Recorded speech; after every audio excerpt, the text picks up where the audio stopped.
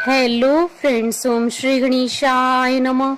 जय माता दी। आप सभी का स्वागत है आपके अपने यूट्यूब चैनल पर। आप सभी को नवरात्रि की हार्दिक शुभकामनाएं।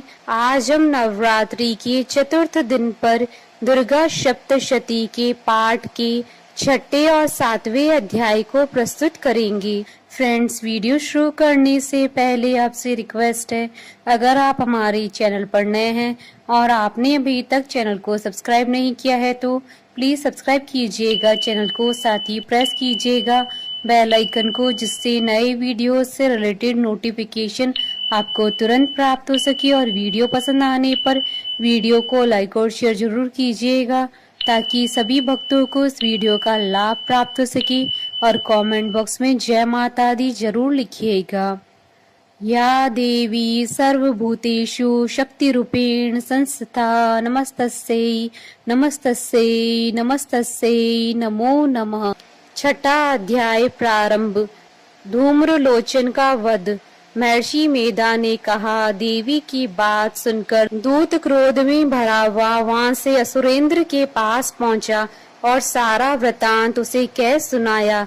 दूत की बात सुन असुरेंद्र की क्रोध का पारावर न रहा और उसने अपने सेनापति धूम्रलोचन से कहा, धूम्रलोचन, तुम अपनी सेना सहित शीघ्र वहां जाओ और उस दुष्टा के केशों को पकड़कर उसे घसीटते हुए यहाँ ले आओ। यदि उसकी रक्षा के लिए कोई दूसरा खड़ा हो, चाहे वह देवता, यक्ष अथवा गंधर्व ही क्यों न हो, उसको तुम अवश्य मार डालना। महर्षि मेधा ने कहा। शुंभ के इस प्रकार आज्ञा देने पर धूम्रलोचन 60,000 राक्षसों की सेना को साथ लेकर वहां पहुंचा और देवी को देख ललकार कर कहने लगा, अरे तू अभी शुंभ और निशुंभ के पास चल। यदि तू प्रसन्नता पूर्वक मेरे साथ न चलेगी तो मैं तेरे केशों को पकड़ घसीटता हुआ तुझे ले चलूंगा। देवी बोली, असुरेंद्र का भेजा हुआ तेरे जैसा बलवान यदि बलपूर्वक मुझे ले जावेगा तो ऐसी दशा में मैं तुम्हारा कर ही क्या सकती हूँ।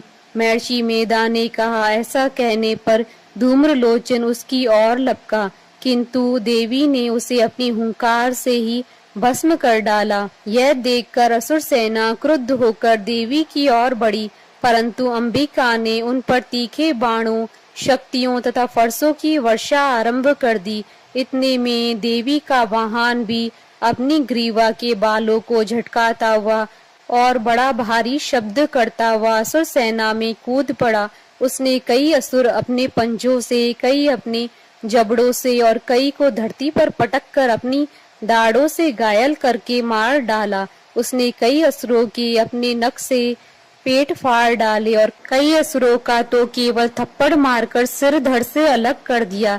कई असुरों की भुजाएं और सिर तोड़ डाले और गर्दन के बालों को हिलाते हुए उसने कई असुरों को पकड़कर उनके पेट फाड़कर उनका रक्त पी डाला। इस प्रकार देवी के उस महाबलवान सिंह ने क्षण भर में असुर सेना को समाप्त कर दिया।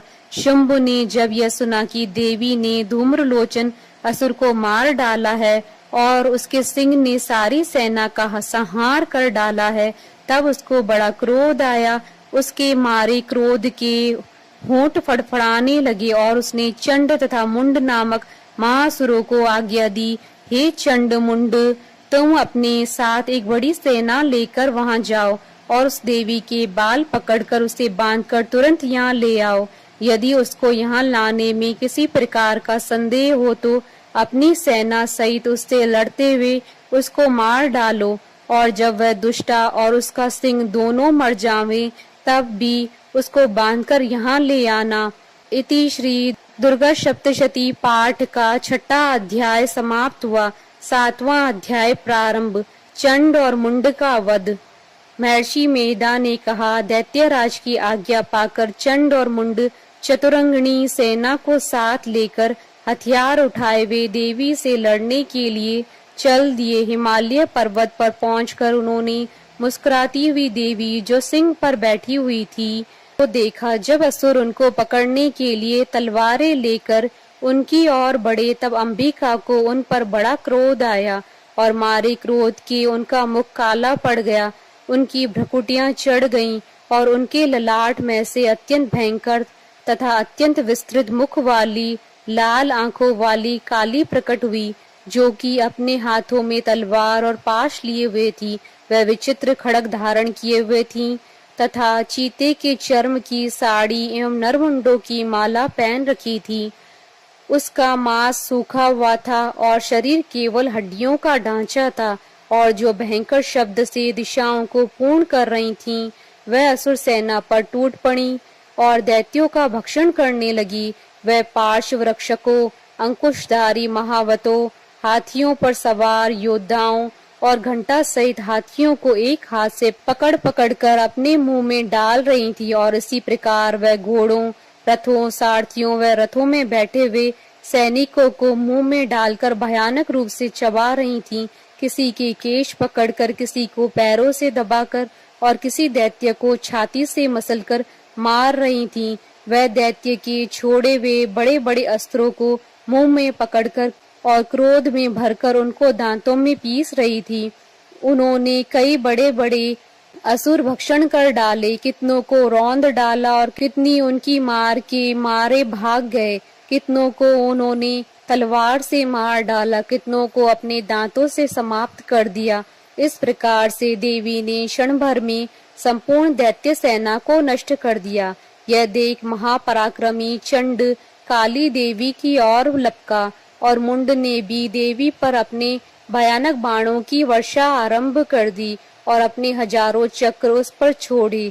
उस समय वह चमकते हुए बाण व चक्र देवी के मुख में प्रविष्ट हुए इस प्रकार दिख रहे थे, जैसे मानो बहुत से सूर्य मेघों की घटा में प्रविष्ट हो रहे हों। इसके पश्चात भयंकर शब्द के साथ काली ने अत्यंत जोश में भरकर विकट अट्टहास किया। उनका भयंकर मुख देखा नहीं जाता था। उनके मुख से श्वेत दांतों की पंक्ति चमक रही थी।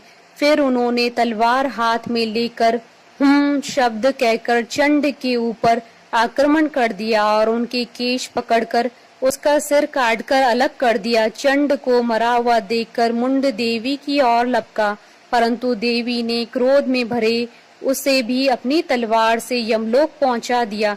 चंड और मुंड को मरा हुआ देखकर उसकी बाकी बची हुई सेना वहां से भाग गई। इसके पश्चात काली चंड और मुंड के कटे हुए सिरों को लेकर चंडिका के पास गई और प्रचंड अट्टहास के साथ कहने लगी, हे देवी, चंड और मुंड दो महादैत्यों को मारकर तुम्हें भेंट कर दिया। अब शुंभ और निशुंभ का तुमको स्वयं वध करना है। महर्षि मेधा ने कहा।